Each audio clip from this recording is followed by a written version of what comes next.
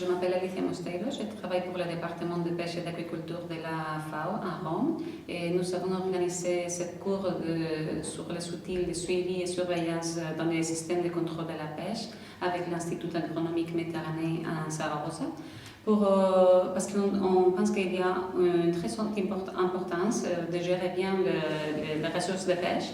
Donc, les systèmes de contrôle sont une partie clé du système d'aménagement des pêcheries parce que l'aménagement des pêcheries, ça ne dépend pas seulement des évaluations scientifiques et d'établir un certain nombre de règles pour gérer ces ressources spéciales, sinon aussi de les suivre et voir qu'évidemment ces règles sont suivies par tout le monde et pourtant seront efficientes.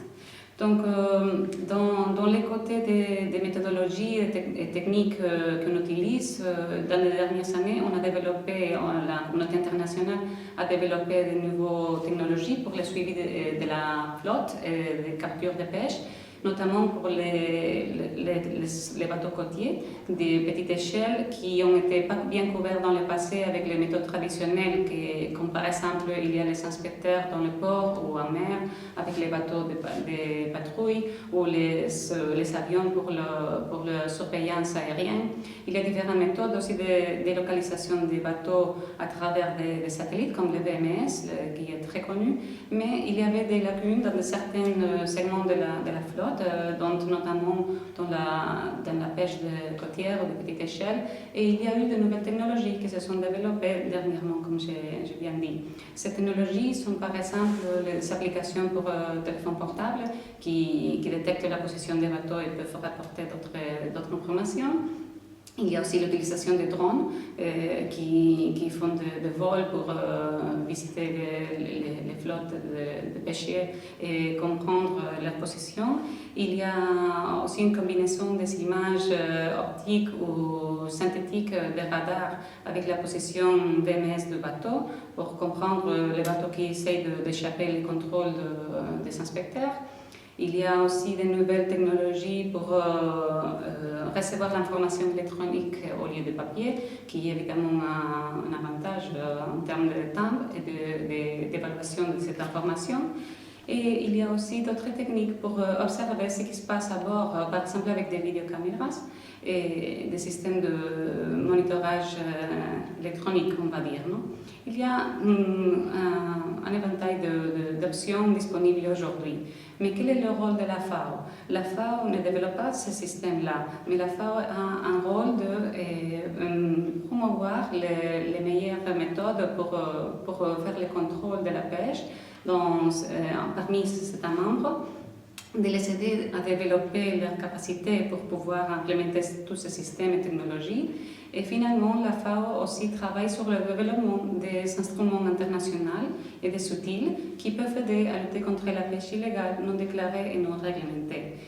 Notamment, l'instrument international le plus important, c'est le plan d'action international pour lutter contre la pêche illégale, non déclarée, non réglementée, l'IPOA-IUU, qu'on l'appelle en anglais.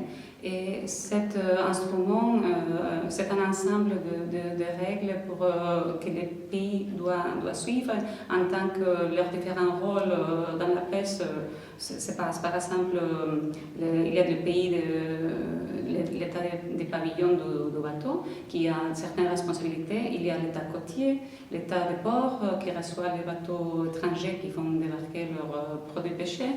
Et il y a aussi l'État qui commercialise tous ces produits. Donc il y a différentes responsabilités pour chaque type de pays.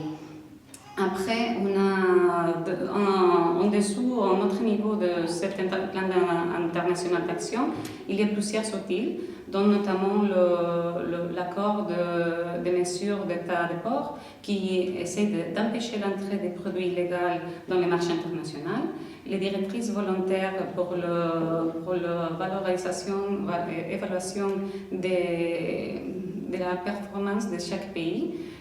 Donc, il peut faire une évaluation de ses activités pour suivre sa propre flotte et les activités de pêche. Il y a aussi le registre mondial des navires de pêche, des transports et des suministres qui est essaie d'être un système d'information global qui peut fournir des données à d'autres instruments pour les aider à l'implémenter. Et aussi, il va aider à augmenter la traçabilité de l'information et des produits de la pêche, ainsi que la transparence de cette information pour lutter contre la pêche illégale, non déclarée et non réglementée. Et finalement, l'une des dernières choses que la FAO est en train de développer, c'est les directrices volontaires pour développer les méthodes de documentation de capture. Donc ici, il y a un rôle pour harmoniser ce type de certification à niveau international pour pouvoir comprendre ce qui se passe avec les produits illégaux qui circulent dans le marché international.